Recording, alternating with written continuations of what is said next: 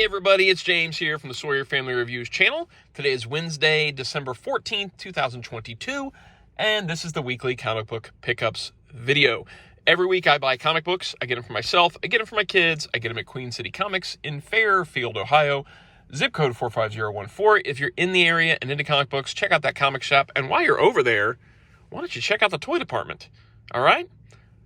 Lots of stuff to look at. Let's jump right in. So you've got new comics in here, and then we've got a book to look at. It's not from my shelves, though. I just got it today. So we're going to take a peek at that, and if you're interested in it, there'll be a link in the info section down below to order a copy for yourself off Amazon. Let's jump in. First things first, a book for Gracie, Batman and Scooby-Doo Mysteries, number 3 of 12. We love these Batman, Scooby-Doo books, the Scooby-Doo team-up books, all that stuff. So this one's got Court of Owls, Talon, and it says Batusi, and they're doing the Batusi on the cover. This is $2.99. It's written by, let's see if we can find those creatives. Written by Matthew Cody and drawn and colored by Eric Owen. You're not going to go wrong. If you enjoy Scooby-Doo and those Scooby-Doo team-up movies, you're going to like these books. They do a great job on these books. Thoroughly enjoyable. Was there a preview thing at the end? Yep, there's, Ugh. Yuck. I do hate these. Enjoy a special sneak peek. Where they make you have another part of a book in the back. I don't know if it actually takes story pages, but if it does, I dislike it. If it doesn't, it's not a big deal. Put that over there. The book is actually not in my bag. I don't know if I said that or not, because it's too big to fit in there. So we'll get to it eventually. For Keaton, I got Planet Hulk World Breaker number 2. Excuse me. Sorry. This is $3.99. I think he liked the first one. I didn't realize when I gave him the first one that he hadn't actually watched Planet Hulk, and I'm not sure if he ever actually read Planet Hulk. He's aware of the idea of Planet Hulk, but I don't know if he's ever actually checked it out. I mean, he likes Maestro, he likes Hulk, so I thought this was a good pickup anyway. We got Greg Pak writing and Manuel Garcia doing pencils. And it's a tale that's set in the Planet Hulk verse, I guess. I haven't read it myself, so I don't know. But this exists. So if you like Planet Hulk, maybe check it out. I grabbed this for Blaze because he didn't have any other books today. Leonid? The Vampire? Whatever. A Christmas for Crows, one shot, $3.99 by Mignola, Rachel, Aragno, and Dave Stewart doing the inks. This is the Mignola cover that was there. There were 2 covers. I got it because it's Mignola wrote it. And it's like, plays like some weirdo stuff sometimes. And this seemed like weirdo stuff.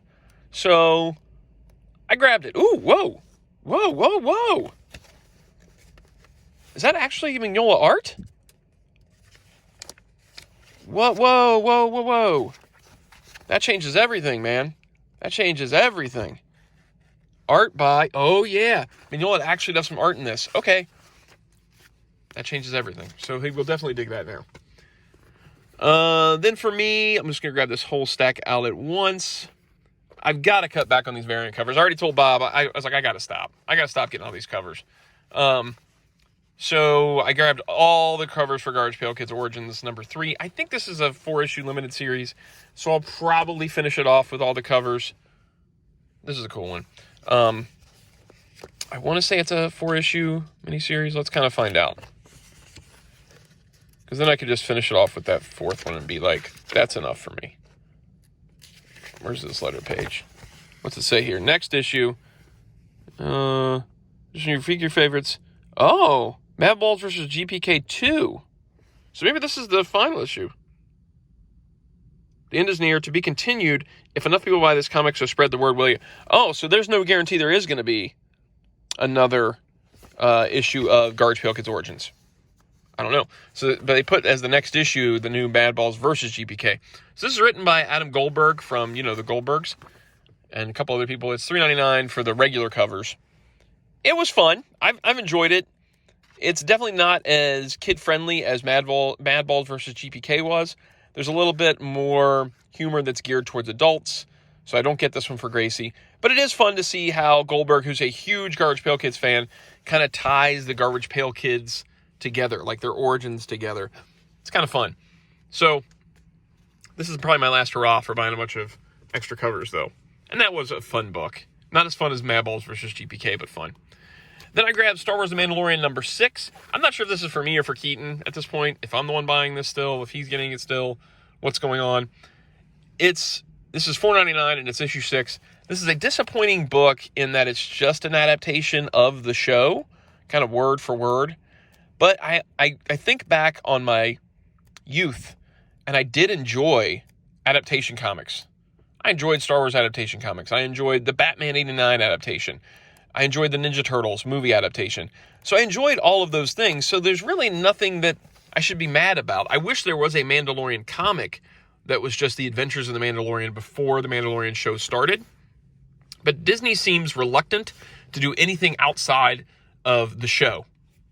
So I feel like this exists as an adaptation of the show because of that. There was also going to be a Mandalorian novel, and they canceled that because they didn't want to do anything in the novels without finishing off the show story first.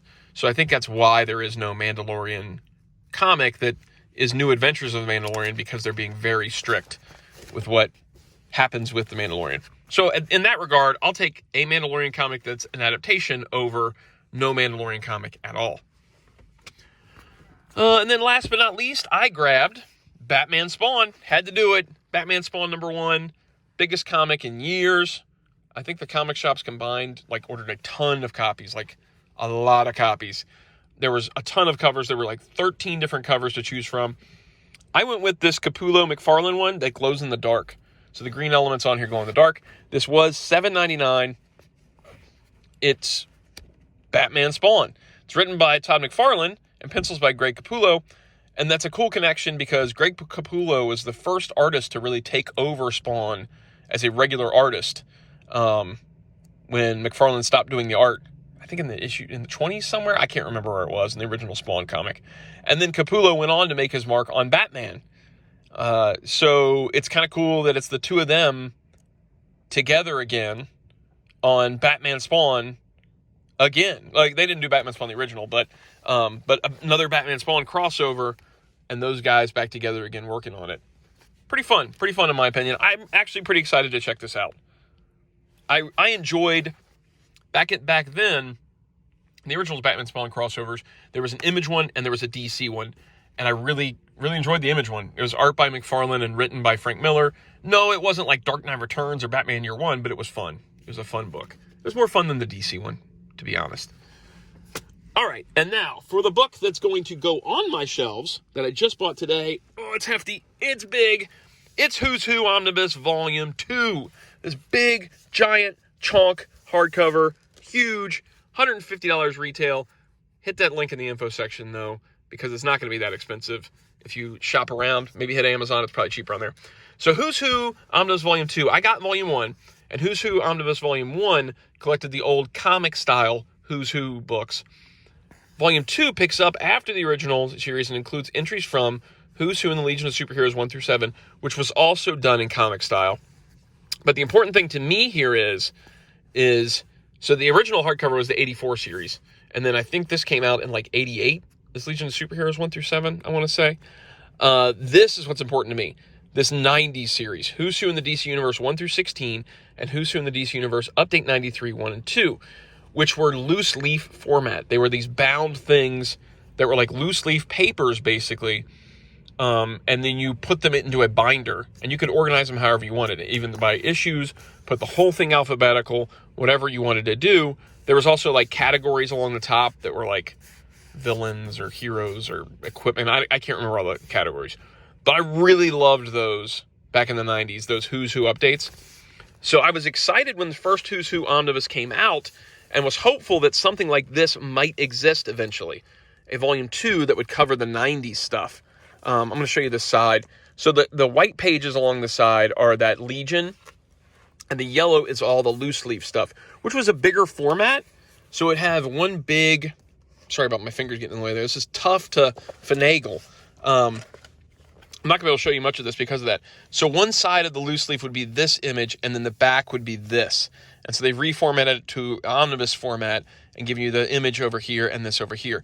The one thing that I was curious if they would handle, how they would handle it, is if it would be by issues or if they would condense them all into one so that like all the M's would be together from each one, all the N's, all the O's, all the P's.